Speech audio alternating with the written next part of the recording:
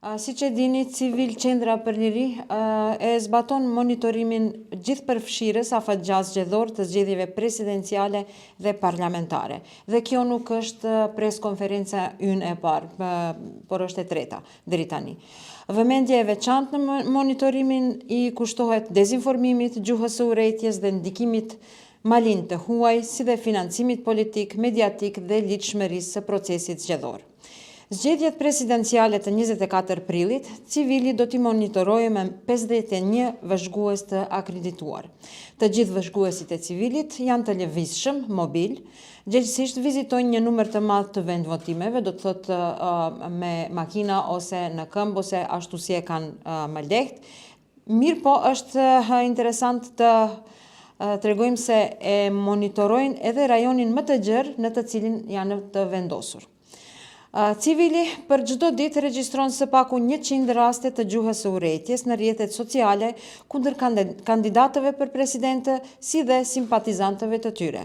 Për më tepër, janë regjistruar një numër i madh i rasteve të gjuhës së urrëties në baza etnike dhe shpesh shprehje dhe mesazhe që bien në veprën penale të përhapjes së urrëties etnike, fetare dhe racore.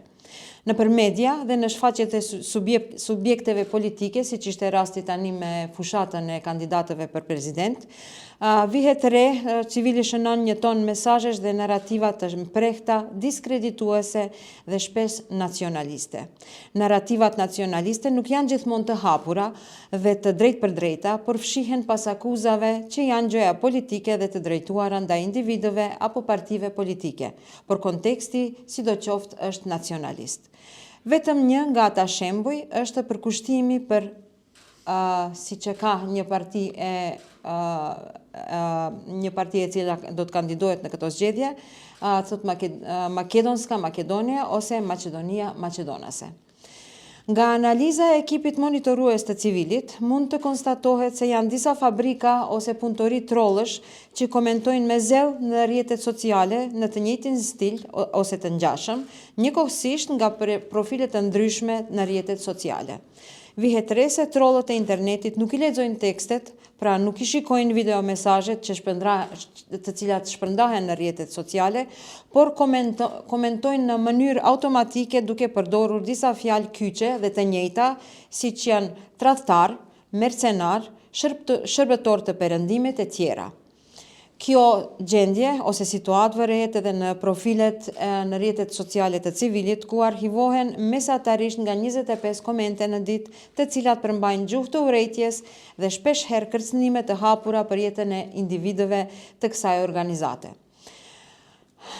Pavarësisht se kërcënimet janë të raportuara në vazhdimisht raportohen në Ministrinë e Punëve të Brendshme, në Departamentin e Krimeve Kibernetike, deri tani siç shihet nuk ka asnjë reagim të dukshëm. Ky presion ndaj gazetarëve, organizatave të shoqërisë civile dhe intelektualëve publik duhet të ndalet. Civili kërkon nga institucionet përgjegjëse që të ndërmarrin hapa ligjore për të ndaluar këtë diskurs në komunikimin publik dhe i cili ka potencial të kërcënojë seriozisht proceset demokratike, si dhe të rrezikojë jetën e njerëzve në profesione që ndihmojnë në zhvillimin e standardeve demokratike, veçanërisht në kohën e zgjedhjeve. Ekipi monitorues i Civilit shënon edhe narrativa propagandistike që mund të përcaktohet lehtësisht se janë vendosur nga qendra të huaja për ndikim të keq ose malin, kryesisht nga Moska, që do të thotë është ndikim rus, por edhe disa qendra prokurore dhe kanale për përhapjen e propagandës ruse në rajon. Në planin vendor, vërehet se një pjesë e madhe e mediave maqedonase lehtë dhe pa një kritik edhe më të vogël i përcjellin këto narrativa që mund të kenë ndikim serioz në procesin zgjedhor. Në përhapjen, përkatësisht në përfaqësimin e narrativave ruse, janë të përfshira disa subjekte politike, disa të fshehta dhe disa krejt të hapura. Dhe në këtë fushat janë të përfshirë edhe disa organizata të shoqërisë civile. Kohëve të fundit ka pasur edhe një tendencë për të mohuar çdo ekzistencë të propagandës ruse në vend, e cila është sidoqoftë pjesë e fushatës. Dhe një risi interesante në Civil është edhe nisma e quajtur Ti vendos, voto. Ti vendos voto quhet nisma e civilit për promovimin e të drejtës së votës dhe pjesëmarrjes së qytetarëve në proceset demokratike gjëgjësisht në procesin zgjedhor. Me këtë nismë, civili bën të qartë se qytetarët kanë të drejtë themelore dhe të patjetërsueshme për të votuar lirisht dhe me vullnetin e tyre të lirë. Qindra mira njerëz në vend i kanë parë mesazhet e intelektualëve, artistëve dhe figurave publike. Njëkohësisht, civili para 2 javësh më duket se e ka lansuar web faqen vote.civil.org.mk. Në këtë web faqe janë të publikuara të gjitha informacionet e rëndësishme të cilat janë për navigimin e qytetarëve dhe qytetarëve gjatë procesit zgjedhor. Gjithashtu, në web faqen ka edhe një mjet i ri i cili quhet Plan për votim, që i është dedikuar ndihmës së votuesve të ndajnë pak nga koha e tyre dhe të marrin pjesë në këtë proces shumë të rëndësishëm demokratik. Tani të tregojmë për kategoritë e parregullsive zgjedhore. Vëzhguesit e civilit do të raportojnë për parregullsi të mundshme në ditën e votimit në 13 kategori, duke përfshirë edhe dhunë, kërcënime, presione, gjuhën e urrejtjes, korrupsion, blerje të votave, rishfet, lajme të rrejshme dhe manipulim mediatik, shpërdorimin e pozitës zyrtare dhe burimeve publike, keqpërdorimin e policisë, abuzimin e fëmijëve dhe të miturve gjatë fushatave politike, civili njëkohësisht gjatë çdo fushate para zgjedhore bën apel që të gjithë pjesëmarrësit në zgjedhjet, qofshin kandidat për president ose parti politike, të mos abuzojnë me fëmijët, gjëgjësisht të mos i keqpërdorin fëmijët në për spotet ose fushatat e tyre politike. Civili ju falenderon të gjithë qytetarëve për besimin dhe mbështetjen e madhe gjatë kësaj periudhe si çdo herë. Bashkëpunime dhe mesazhet janë intenzive dhe të rregullta, plot shprehje mbështetjeje, por edhe me informacione nga tereni.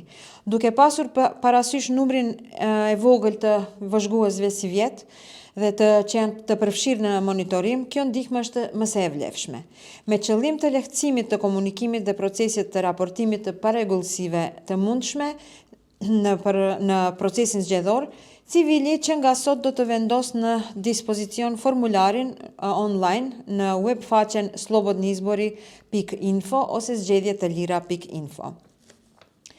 Një informat, si që dini, civili gjatë ditës së zgjedhjes, në çdo proces zgjedhor, e hap pres qendrën dhe punon më tepër se 18 orë. Në ditën e votimit, tani më 24 prill, kur do të mbahen zgjedhjet presidenciare, qendra për shtypje civili do të filloj punën në ora 6:30 të mëngjesit dhe do të jetë e hapur së paku 18 orë.